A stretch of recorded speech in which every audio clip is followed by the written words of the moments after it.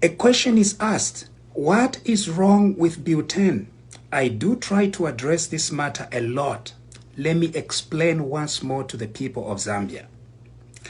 Some are asking to say, Mushete, tuwa sala mofe fimo muri Bill. Kwa tuwa ku adopt fimo, elo tuwa kana fimbi. Ain. Fimbi, be pushoko watkanshi mushete, tituwa sala mo. Ain. Bill 10 ya wakona kalimo boa, ifya na fya bene.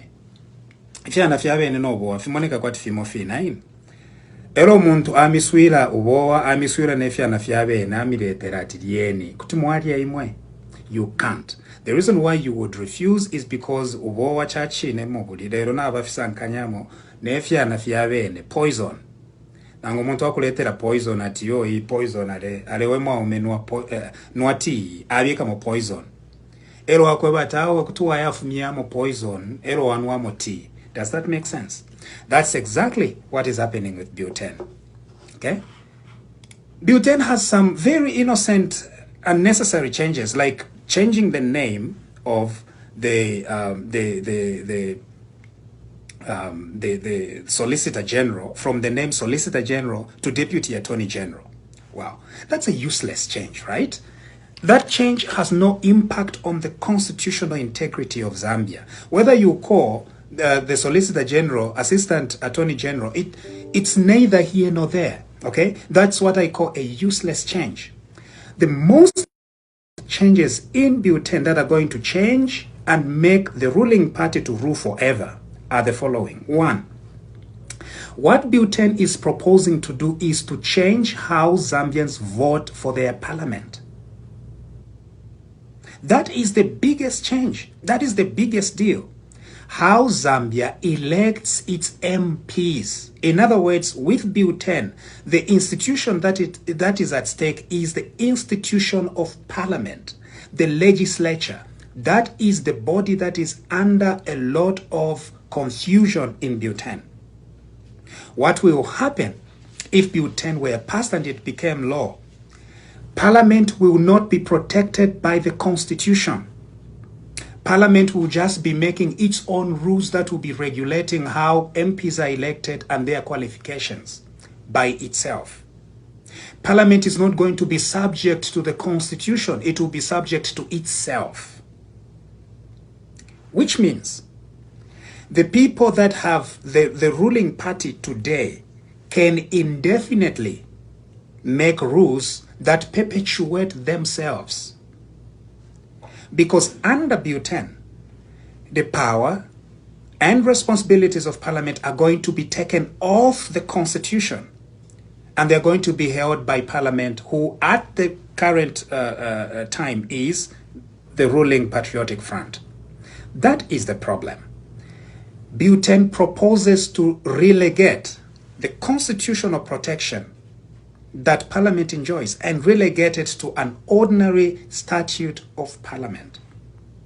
An ordinary statute of Parliament requires simple majority of the parliamentary quorum, meaning at any given time, is it 25 MPs? 25 MPs can sit and change the law that would regulate Parliament itself.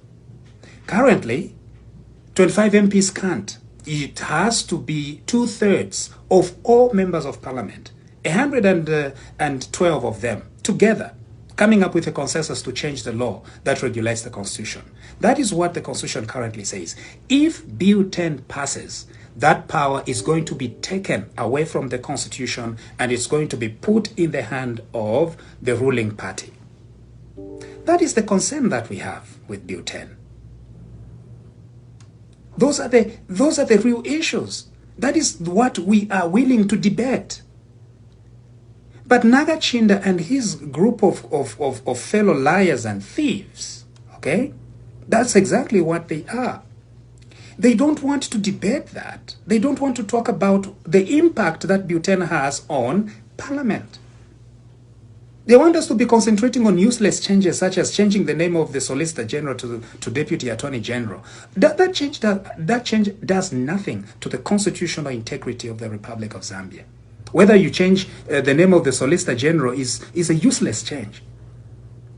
But when you begin proposing that the power of parliament is going to be relegated to an ordinary statute of parliament, then you are changing the institution of government. The other thing is, Nagachinda is lying that Bill 10 is going to empower women, the youths, and the disabled. With due respect to all the disabled in our country, patriots of our great nation, that is a lie. There is nowhere in Bill 10 where it says that it's going to strengthen the disabled, the youth, or the women. We have Bill 10. It's in fact on the website of Parliament. It's on my website. Go and read it. There is nowhere where it says women. There is nowhere where it says youth. Nowhere. Okay? What Bill 10 does is this, and this is a very subtle change. What Bill 10 is proposing is that there's going to be what Bill 10 is calling mixed member electoral system. And Bill 10 goes silent. Okay? It says Zambia is going to change how they elect their MPs, and MPs are going to be elected through what Bill 10 is saying is the mixed member electoral system. Full stop. The mixed member electoral system is undefined in Bill 10. The mixed member electoral system, therefore, is open to how the majority in parliament is going to define it as. Okay? So, it is not Bill 10 defining mixed member electoral system, no. It will be the Patriotic Front that are going to define what this mixed member electoral system. Now, how can you amend a constitution instead of putting everything openly so that everybody sees? How can you entrust one party with the responsibility to define what mixed member electoral system is? Now, Nagachinda is saying that mixed member electoral system means that it is women. But that's not what Bill 10 is saying. Okay? In addition to that, the honorable member of MP of Serenje, this is what he said on the floor of the House before the House adjourned Sinedai. This is what the honorable member of Serenje, an MP on the floor of the House, he said, mixed member electoral system means bringing soldiers into parliament. If you can search the Hansard and the debates, you're going to see it. That's what he said. Just like it is done in Uganda. Which means, while Nagachinda is saying that mixed member electoral system means bringing in the disabled and the youth and the women, another member of parliament, Serenje MP, is saying that mixed member electoral system actually means bringing in soldiers to become members of parliament. This is the confusion that Bill 10 is creating. Okay? And the reason why all these changes are there is because it is the Patriotic Front and President Lungu who wanted to bring in changes into our constitution that are going to perpetuate the Patriotic Front to rule forever. The third thing, delimitation. Nagachinda is lying that Bill 10 is tied to the delimitation exercise. Now, let me submit to you, my fellow citizens, that in fact, if Bill 10 passes, it is going to undermine the delimitation exercise, the independence of delimitation. Here is the reason. Today, for Zambia to create new constituencies, I want you to follow me very, very closely, Zambians. Today, in our current constitution, if Zambia were to have new constituencies, a constitutional amendment is necessary. That is our current law. Okay? So, if you want to create a new constituency, let's say in Milenge, okay, I come from Milenge. If you wanted to create a new constituency in Milenge, and let's say to divide in Milenge in two, Milenge East and Milenge West, you need to amend the constitution of Zambia.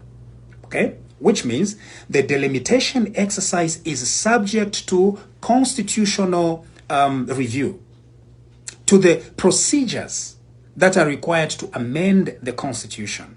That is what it means. Okay? When you are adding a constituency. And so you have then to seek consensus with all the parties. you must bring that constitutional change openly so that people freely discuss it. That's what it means. If Bill 10 became law, the delimitation exercise can be thrown away. Okay? The reason is because if Bill 10 became law, introducing new constituencies in Zambia will not require a constitutional process. It will only require simple majority of the party in power. Which means, okay, the new constituencies that the ECZ has currently set up, currently the new constituencies, we understand they are about 230. If Bill 10 passes, that power will no longer be a constitutional power, it will be an ordinary statute. And by an ordinary statute, the Patriotic Front can decide to ignore all the new constituencies in the Zambezi areas and work on new constituencies in the areas that they believe they have more support. And once they do that, then they can double their influence at the next election. So then what is this about? It is about the Patriotic Front perpetuating itself in power. That is what this is all about. Don't let anyone tell you otherwise. The reason why you want Bill 10 to pass is because Bill 10 is going to give power to the current parliament to pass a simple statute that is going to affect which constituencies are going to be, which new constituencies are going to be part of Zambia, part of parliament. So, after Bill 10 passes, if Bill 10 passes, this is what it will do. It will make the Patriotic Front to have the power to decide new constituencies.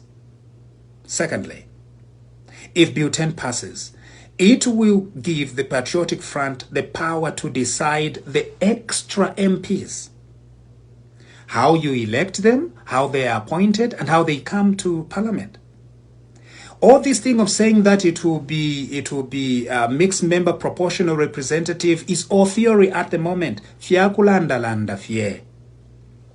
But if Bill 10 passes, it will be the Patriotic Front party that will be deciding the rules that are going to govern new constituencies and the extra MPs that are going to come through the mixed member electoral system.